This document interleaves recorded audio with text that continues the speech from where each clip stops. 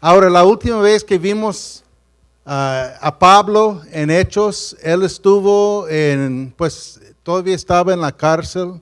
2 años había pasado en la cárcel y llegó un gobernador nuevo que se llamaba Festo.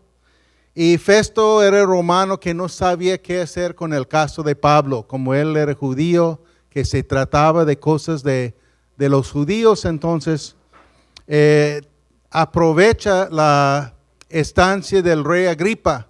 El rey Agripa era considerado como un experto de judaísmo entre los romanos.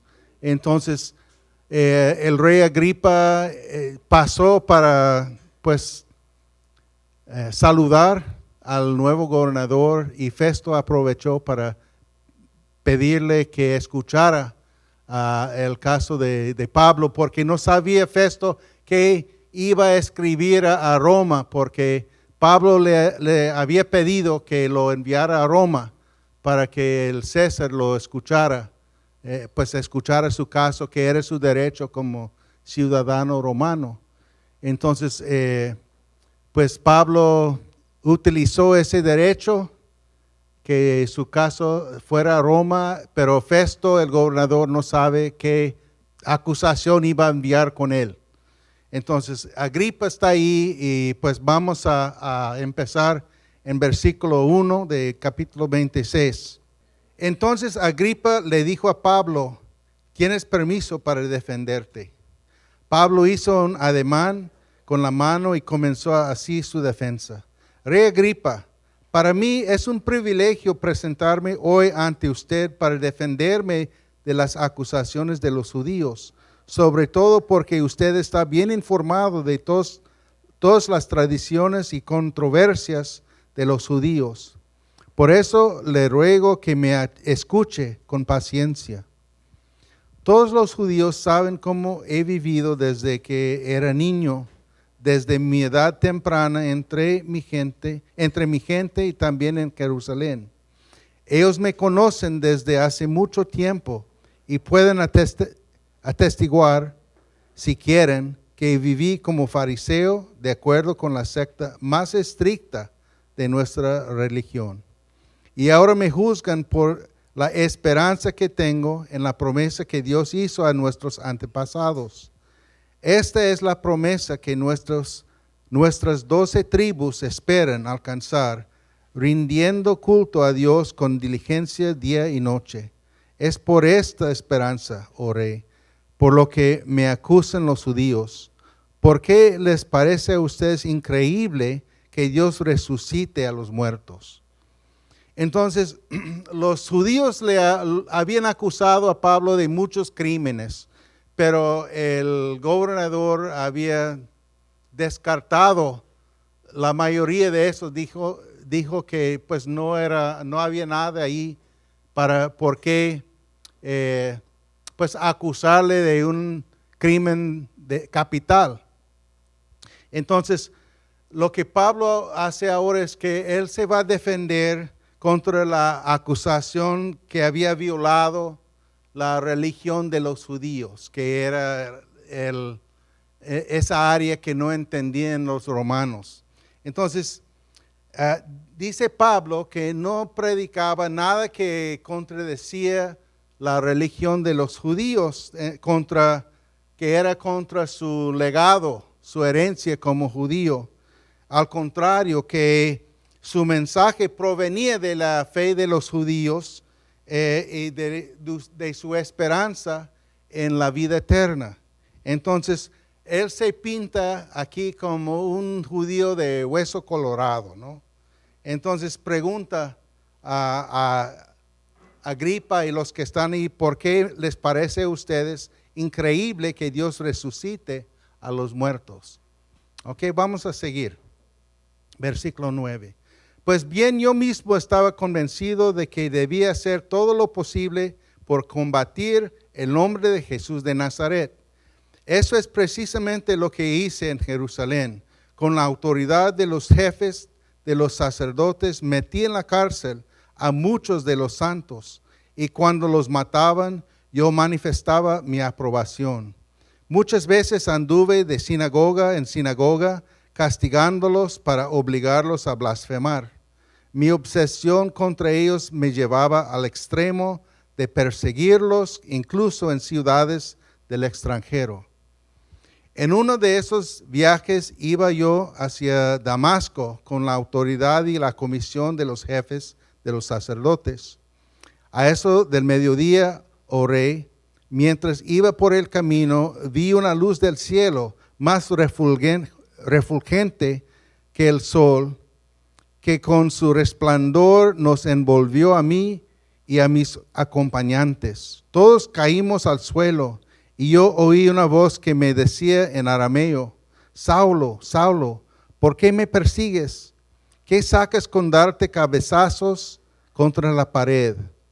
Entonces pregunté: ¿quién eres, Señor? Yo soy Jesús, a quien tú persigues, me contestó el Señor. Ahora ponte en pie y escúchame. Me he aparecido a ti con el fin de designarte siervo y testigo de lo que has visto de mí y de lo que te voy a revelar. Te libraré de tu propio pueblo y de los gentiles.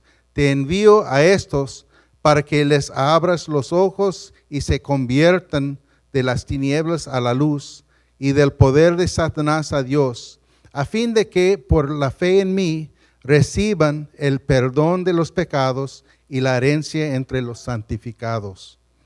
Entonces, dice Pablo aquí que en un principio él pensaba que el mensaje que predicaban los nazarenos, o sea, los seguidores de Cristo, pues era una herejía. Pero dice que hasta había denunciado a todos ellos, los había castigado y los seguía hasta ciudades de lo extranjero para perseguirlos y los metía en la cárcel. Y en su celo de erradicar a los cristianos, a los nazarenos, los perseguía por todos lados. Y en uno de esos viajes, en una ciudad del extranjero que era Damasco, dice que tuvo una experiencia que transformó su vida. Que aquí ante el rey explica su experiencia, lo que sucedió con él ahí en el camino, algo que transformó su vida. Entonces, aquí cuenta esa experiencia con mucho detalle, quizás en más detalle que en otras ocasiones que vemos esta historia en el libro de Hechos. Pero él habla aquí de un Jesucristo, Jesús de Nazaret resucitado, y que el Señor le dio una comisión, ahí lo designó para llevar el mensaje. Dice: me he aparecido a ti con el fin de designarte siervo y testigo. O sea, que él iba a llevar el mensaje de Cristo a los gentiles. Y luego él da un resumen de lo que es el evangelio, el mensaje que Pablo iba a predicar. Dice: para que les abras los ojos y se conviertan de las tinieblas a la luz y del poder de Satanás a Dios, a fin de que por la fe en mí reciban el perdón de los pecados y la herencia entre los santificados. Entonces, ese fue el mensaje que Dios dio a Pablo ahí. Es el mismo mensaje que nos ha dado a nosotros para llevar al mundo. Entonces, ese mensaje, esa misión o comisión sigue adelante con nosotros, ¿verdad? Entonces, vamos a seguir el versículo 19.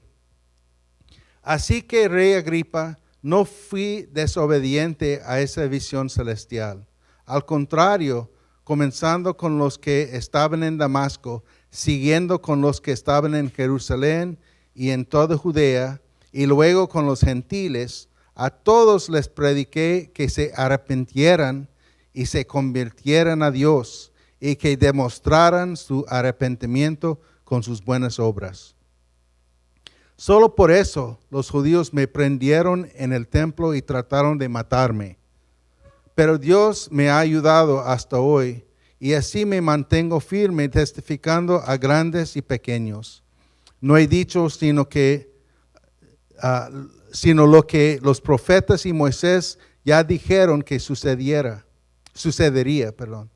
que el Cristo padecería y que siendo el primero en resucitar, proclamaría a la luz a su propio pueblo y a los gentiles. Al llegar Pablo a este punto de su defensa, Festo interrumpió. «Estás loco, Pablo», le gritó.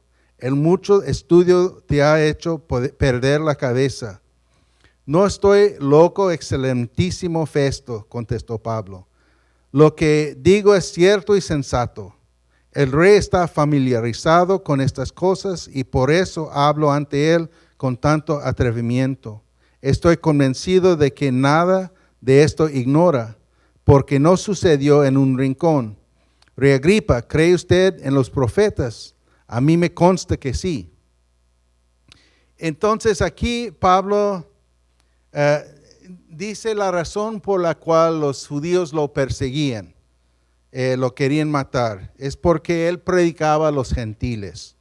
Y es por eso simplemente que ellos lo quieren matar, porque se trata con los gentiles. Y ¿qué fue el mensaje tan peligroso que él predicaba? Dice aquí que los gentiles se arrepintieran y se convirtieran a Dios y que demostraran su arrepentimiento con sus buenas obras. Qué mala cosa, ¿verdad? Que hiciera. Entonces, necesitamos tomar un momento aquí, yo creo, para ver una parte que es fundamental de ese mensaje del Evangelio. Y esa parte es el arrepentimiento. Está este mensaje por toda la Biblia, empezando con pues, los profetas en el principio, desde la caída del ser humano, que tenía el ser humano que arrepentirse y volver a Dios. Entonces, los profetas predicaban ese mensaje de arrepentirse y volver a Dios, y Jesucristo predicó el mismo mensaje. Empezó su ministerio predicando eso. Dice aquí en Marcos 1:15, el Señor empezando su ministerio dijo: «Se ha cumplido el tiempo, el reino de Dios está cerca, arrepiéntense y creen las buenas nuevas». Más adelante algunos galileos, pues Pilato los mandó a ejecutar y preguntan a Jesús por qué, por qué esta tragedia, qué hicieron ellos. Y en Lucas 13:3 el Señor responde, dice: ¿piensan ustedes que esos galileos, por haber sufrido así, eran más pecadores que todos los demás? Les digo que no. De la misma manera, todos ustedes perecerán a menos que se arrepientan. ¿Ok? Entonces, aquí el Señor dice que pues todos estamos en el mismo problema, que todos tenemos que arrepentirnos para llegar con el Padre. Luego,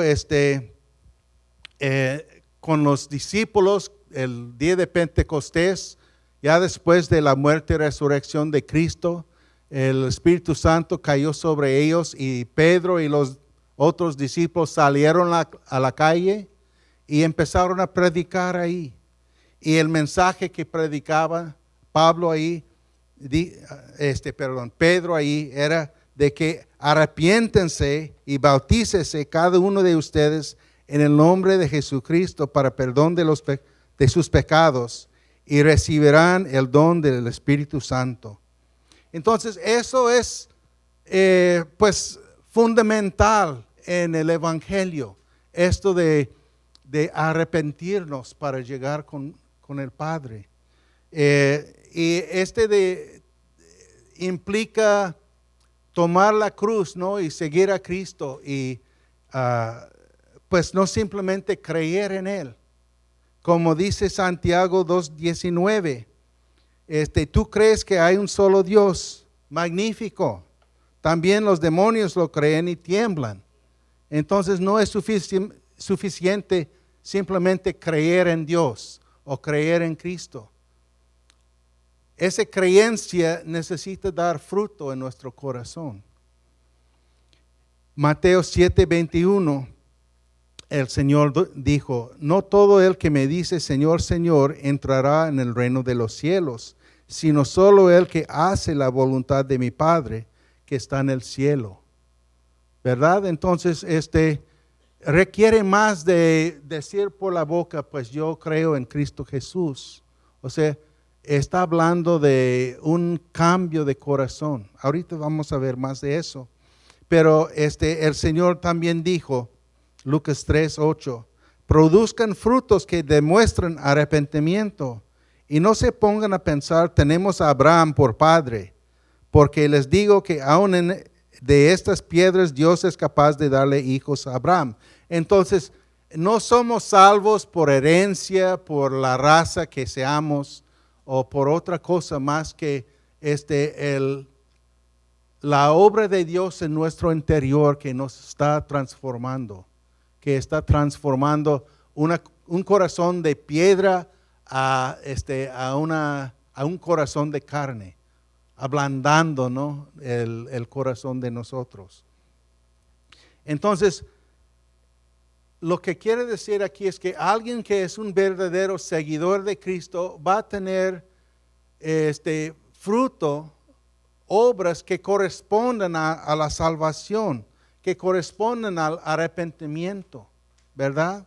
Entonces, estoy compartiendo esto para que cada uno se puede checar, ¿no? Hay personas que tienen lo exterior, tienen la religión, pero no han experimentado una transformación interior del corazón. Ahorita vamos a hablar de cómo podemos reconocer eso en nosotros. Pero yo digo que se puede ver cuando hay un cambio en uno, ¿no? O sea, el caso de Zaqueo, por ejemplo, fue alguien que experimentó un cambio radical en un momento. Cuando iba pasando el Señor, pues le habló a Zaqueo ahí en el árbol y dijo, pues hoy voy a comer en tu casa. Habló por nombre, y con eso Zaqueo dice que en Lucas 19:8-9, pero Zaqueo dijo resueltamente, mire Señor, o sea, no le había dicho ni arrepiéntate, nomás que Zaqueo, voy a comer en tu casa. Y Zaqueo dice, mire Señor, ahora mismo voy a dar a los pobres la mitad de mis bienes, y si en algo he defraudado a alguien, le devolveré 4 veces la cantidad que sea. Dijo Jesús, hoy ha llegado la salvación a esta casa. Entonces, él produjo frutos que correspondían al arrepentimiento. ¿Sí o no? ¿Verdad? Entonces, lo que yo temo aquí es que hay cristianos que no entienden que nuestra vida ya no es de nosotros. Cristo ha comprado nuestra vida con su propia sangre. Nos redimió de la esclavitud. No es que yo voy a arreglar, o más bien yo voy a añadir a Cristo a mi vida, como piensan, o sea, voy a agregar algo de religión, de cristianismo a mi vida. O sea, el cristianismo dice que yo me muero a mí mismo y yo vivo para Cristo. ¿Ok? Entonces, antes éramos esclavos del pecado, éramos esclavos de nuestros propios deseos, pero ahora los cristianos pertenecemos a Cristo.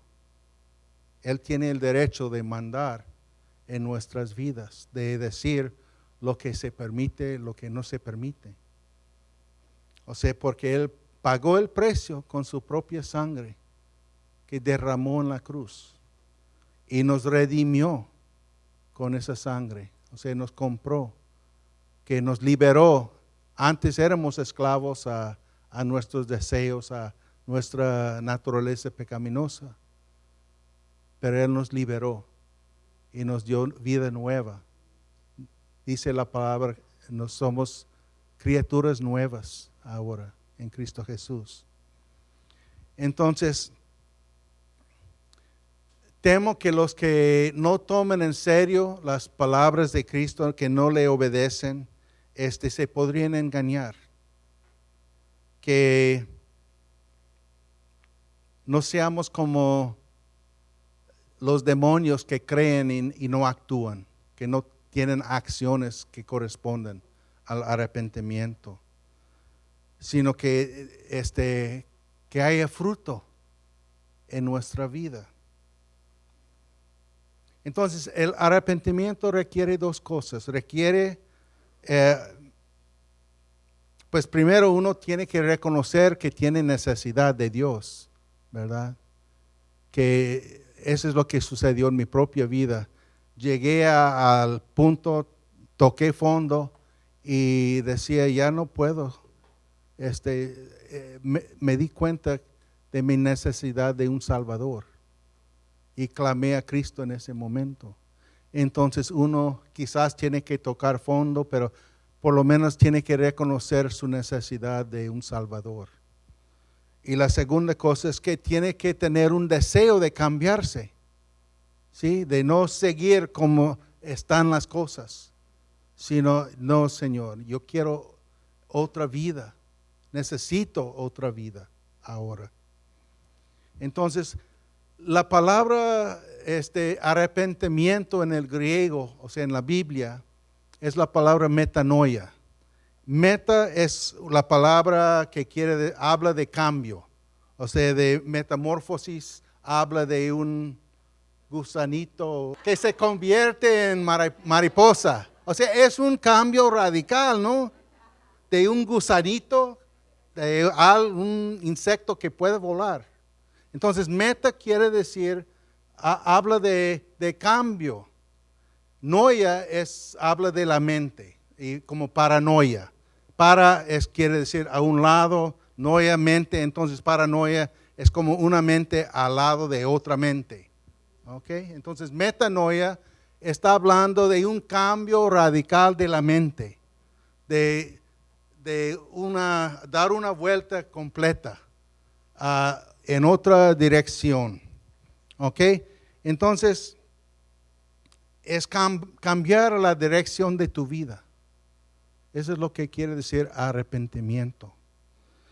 Entonces, algunos pueden preguntar, bueno, entonces, ¿qué pasó con la gracia? Si me está hablando de obras y todo eso. Me suena esto como la condenación. A ver, en Tito 2, 11, 12 dice, en verdad Dios ha manifestado a toda la humanidad su gracia. Amén. La cual trae salvación. Amén. Y nos enseña a rechazar la impiedad y las pasiones mundanas. Amén. Entonces, eso es lo que hace la gracia en la vida de uno. Cuando uno recibe la gracia de Dios de verdad, te ayuda a rechazar la impiedad. ¿Estamos sintonizados? Ok. Muy bien. Entonces, Martín Lutero dijo esto muy bien en una de sus 95 tesis. Él dijo, toda la vida de un cristiano es de arrepentimiento. Porque estamos en un proceso que se llama la santificación. Cuando llegamos a Cristo en la primera instancia, o sea, la primera vez que el Señor quitó la venda de nuestros ojos y vimos a Dios como era y que lo deseamos, entonces ahí Dios nos justificó, que es un término legal, que ahora somos justos delante de Dios. Pero hay otro proceso que es la santificación, que es un proceso de toda la vida, donde Dios nos va perfeccionando, quitando lo que no es de la imagen de Cristo, porque esa es la meta, llegar a ser la imagen de Cristo. Entonces, Tú y yo tenemos muchas cosas en nuestras vidas que no corresponden a esa imagen, ¿verdad? Si somos honestos. Entonces el Señor quiere quitar esas cosas de nosotros, perfeccionarnos. Perfeccionar, pues así se traduce a veces en la Biblia. Es la misma palabra que se traduce madurar. Dios nos quiere llevar a la madurez.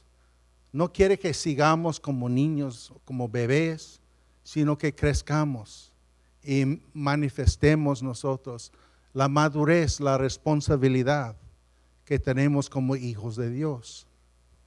¿Están conmigo? Ok. El domingo pasado, y este es algo interesante que se me ocurrió, el domingo pasado estuve en la prepa con los muchachos de la prepa porque querían hablar de Apocalipsis. Y pues, un tema profundo. No, pero, o sea, quería explicarles un poco acerca de ese libro. Y les dije, mira, esos primeros 3 capítulos se tratan de 7 iglesias. Esas 7 iglesias representan toda la iglesia por todas las épocas. Desde que empezó en el día de Pentecostés hasta que el Señor nos quite de la tierra.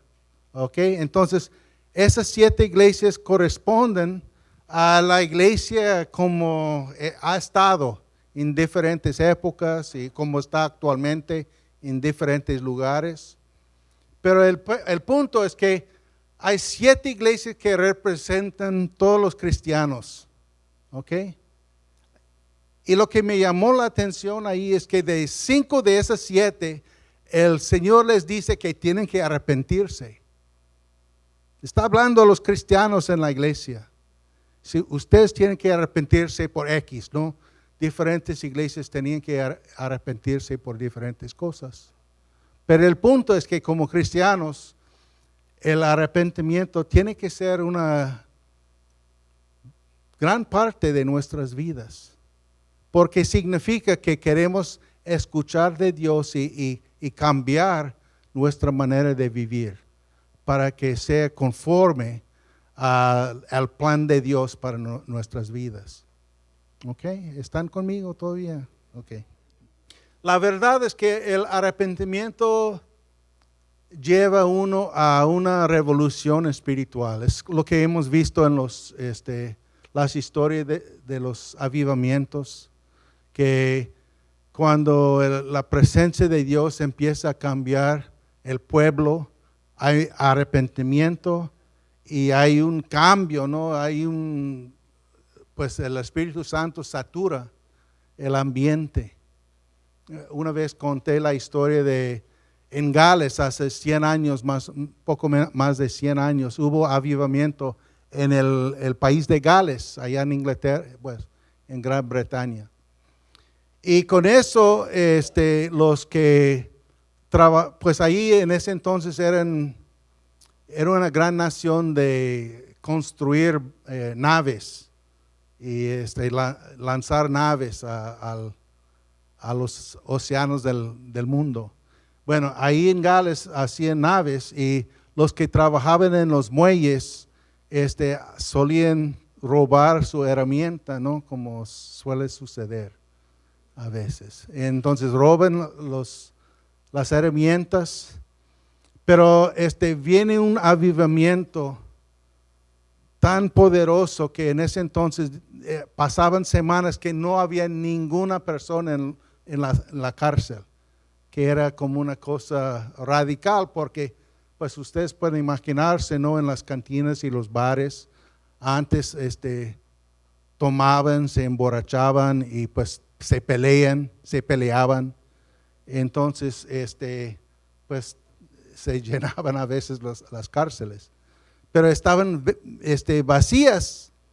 Y los trabajadores, los que trabajaban en los muelles, empezaban a devolver sus herramientas, tanto que ponían anuncios en la entrada en los muelles que se quedaran con esas herramientas porque ya no sabían qué hacer con todas esas que pues la gente traía, porque pues en las empresas ya habían comprado más, ¿no? Entonces, quédense con sus herramientas, ya no las traigan para acá. O sea, ese es lo radical, ¿no? De un avivamiento, o sea, de la presencia de Dios. Y siempre trae arrepentimiento. Y trae ese cambio radical en la vida de la gente. Entonces, el arrepentimiento lleva a esa revolución espiritual. Las fortalezas del enemigo se destruyen, los corazones endurecidos se ablandan. Y quizás uno de los pasos más básicos para el arrepentimiento, o sea, para arrepentirnos, es deshacernos de la falta de perdón. Porque Dios nos ha perdonado. A la vez, a veces nos hace difícil perdonar. Guardamos rencor. Y el guardar ofensas es completamente contrario a lo que Dios ha hecho con nosotros, a la enseñanza de Cristo, de que tenemos que perdonarnos los unos a los otros.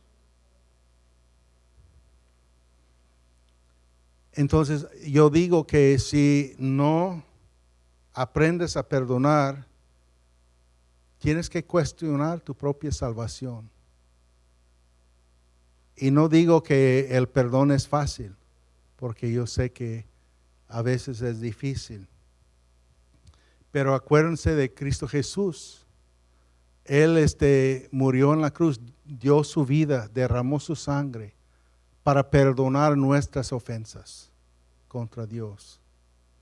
Entonces no es fácil, pero es necesario. Entonces, con el arrepentimiento y una relación de dar una vuelta completa, ¿no? O sea, iba en esta dirección, saliendo con lo mío, haciendo lo que me dé la gana, doy una vuelta a 180 grados para ir con Dios. Y ahora Él dirige mis pasos, dirige mi vida. Y con ese deseo de seguir a Dios viene un deseo de restaurar las relaciones rotas en mi vida. Y todos nosotros podemos pensar en alguien que pues no está muy bien esa relación. Dios quiere restaurar esa relación. A veces no hay oportunidad, pero por lo menos en nuestro corazón tenemos que estar dispuestos a sanar esa relación rota. ¿Ok? O sea, ha de ser el impulso de cada cristiano de querer poner las cosas bien, de poner las cosas en orden en nuestras vidas. ¿Ok? Entonces, volviendo a esta historia pues Pablo habla del evangelio de arrepentimiento. Festo ya no se puede contener. O sea, él dice, Pablo, estás loco, ¿verdad? Para él, hablar de un muerto que resucitó y ahora pone condiciones en las personas que siguen viviendo, es una locura eso. Y él dice que es una locura porque va totalmente en contra al pensar del mundo, ¿verdad? Pero Pablo dice, es cierto y es sensato esto, lo que estoy diciendo.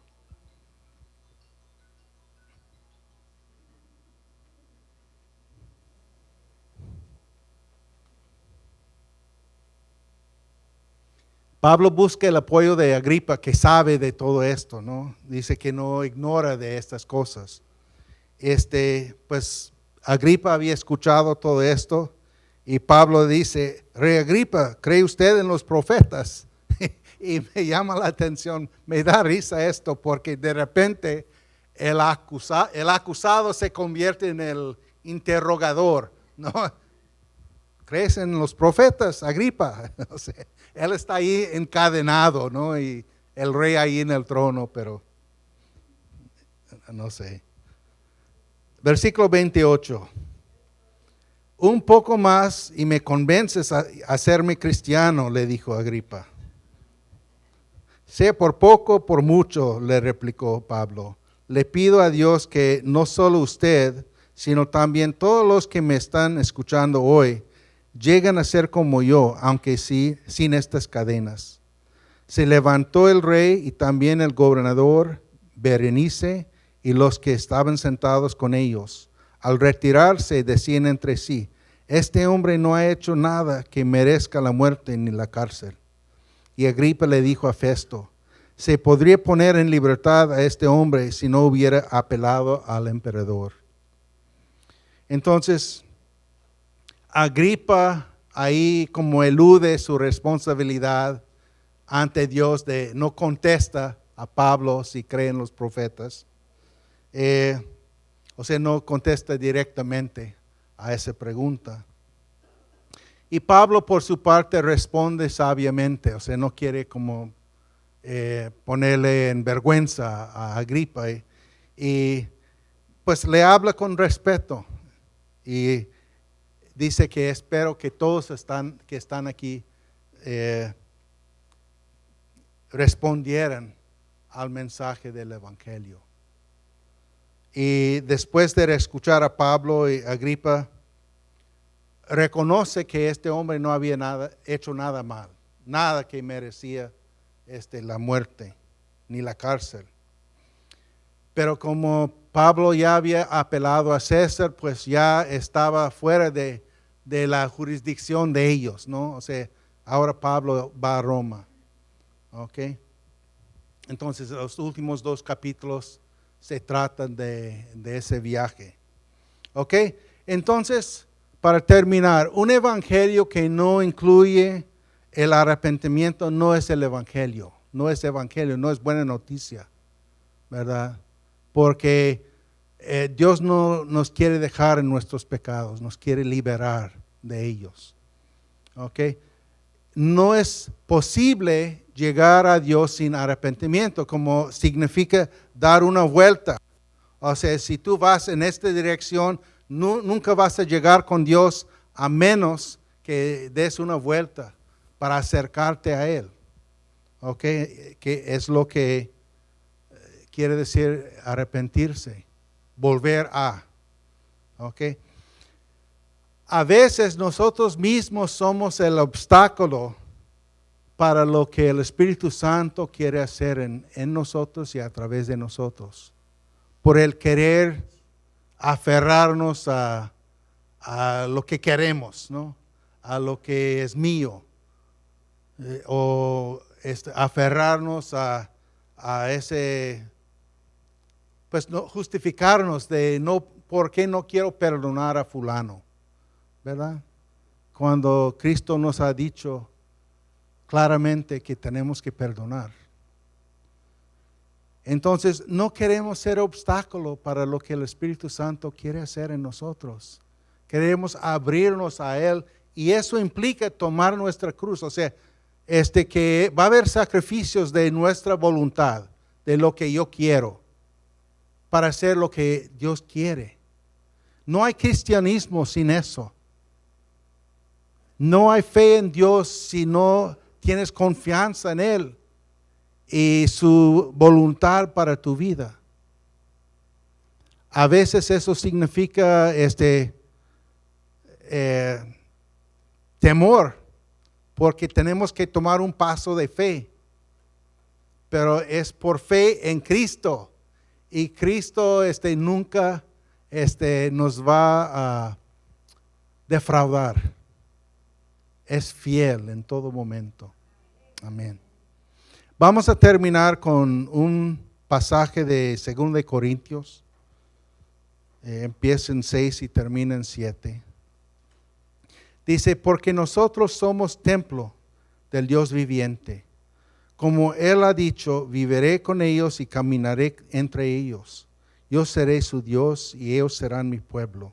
Por tanto, el Señor añade, salgan de en medio de ellos y apártense. O sea, Él está hablando ahora a los cristianos, que ya no se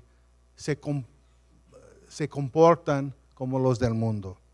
Salgan de en medio de ellos y apártense, no toquen nada impuro y yo los recibiré. Yo seré un padre para ustedes y ustedes serán mis hijos y mis hijas, dice el Señor Todopoderoso. Como tenemos estas promesas, queridos hermanos, purifiquémonos de todo lo que contamina el cuerpo y el espíritu, para completar en el temor de Dios la obra de nuestra santificación. Esa es la meta. Dios tiene planes para nuestras vidas. Tiene planes para ti, que el Espíritu Santo va a llevar a cabo si le permites.